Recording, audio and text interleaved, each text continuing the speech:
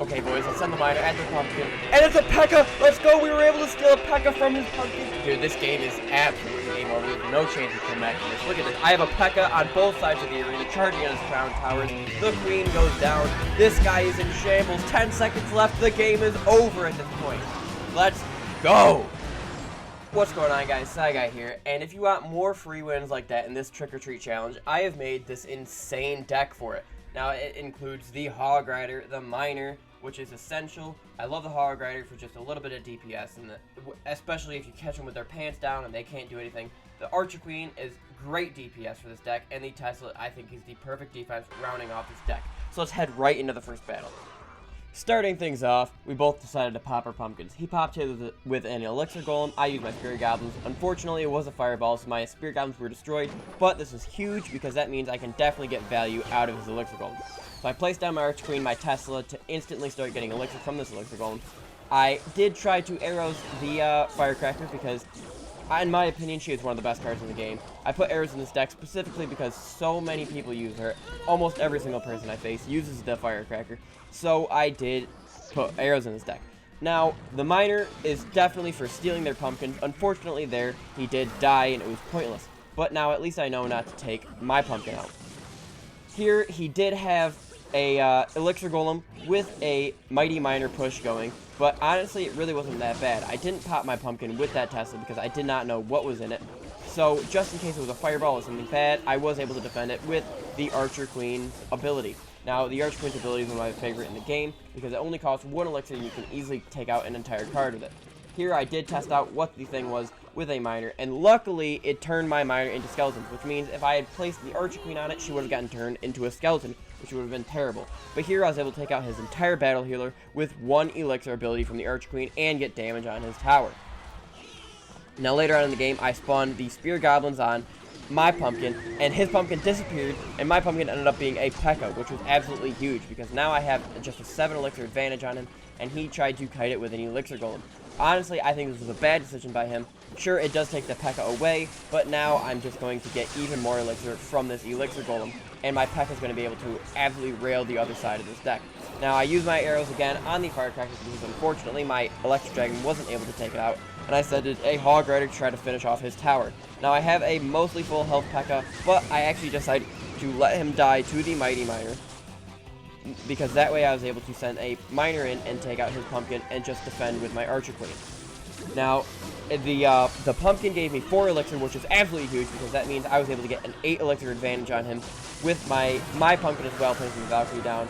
So I was able to do a Hog Rider in one lane, take out that tower, and now I have an unstoppable 8 Elixir push head start on him. I have the Queen, 2 Electric Dragons, Valkyrie. Now he gives me even more Elixir with another Elixir Golem, excuse me. And this is just the icing on the cake because he was clearly not thinking, and that Elixir Golem normally would buy him a little bit of time, but it just didn't buy him enough time, and this battle was over. You could really see the strength and versatility of the Miner in this battle, getting me that 8 Elixir and pretty much ripping him from his 4 Elixir.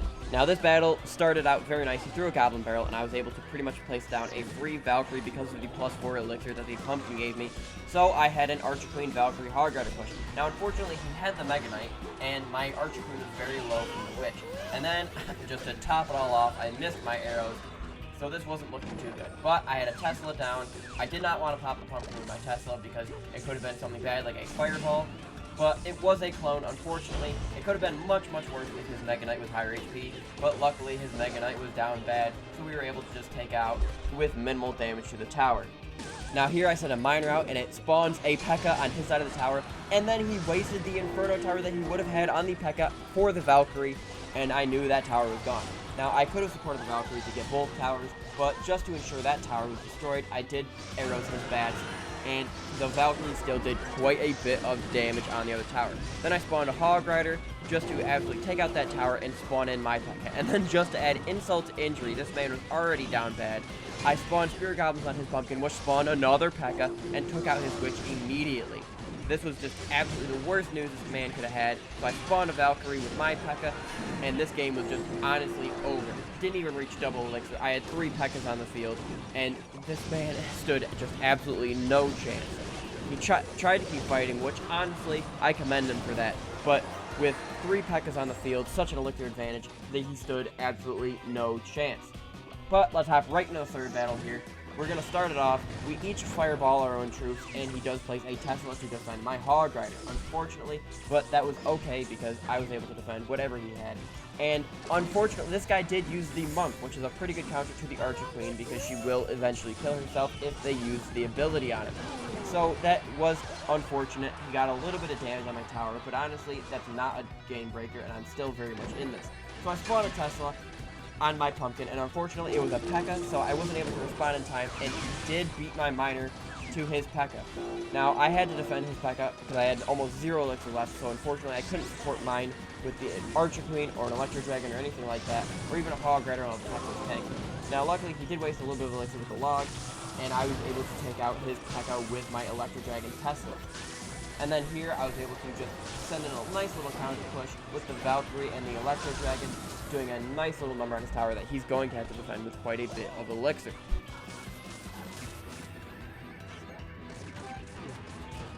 Now, after not much going on at all, I did have another Archer Queen versus Monk. Now, luckily, I didn't press her ability, and I learned from my mistakes. I used the Tesla on the Monk that was able to luckily take him out. And again, why I love the Queen, 1 elixir was able to take out an entire Wizard, which is honestly so completely worth. I tried to put a miner here, and he would tank for the Archer Queen in just a little bit. Unfortunately, she did die, but that's honestly okay. I have a Hog Rider going in that I thought the Knight was actually going to push to the tower. Unfortunately, it didn't, which was kind of a waste of 4 elixir. But luckily, I am very easily able to defend this push coming at me. The Monk, honestly, just isn't that good in scenarios where I can use a Valkyrie or an Electric Dragon or a Tesla, and I was able to spawn a P.E.K.K.A. Now, for whatever reason, he waited a little bit to spawn his P.E.K.K.A, which was huge because I was able to steal it with the miner. That's why the miner in this deck is pivotal and just absolutely huge. These were 3 battles right in a row. No one else had the miner, and it was just absolutely unstoppable. Now I had 2 P.E.K.K.As on his tower. He just gave up. There was 10 seconds left on the clock, and there was just nothing he could do. So that's why you should definitely use this deck in the Trick or Treat Challenge. Have a good day. Remember to subscribe. Guy out.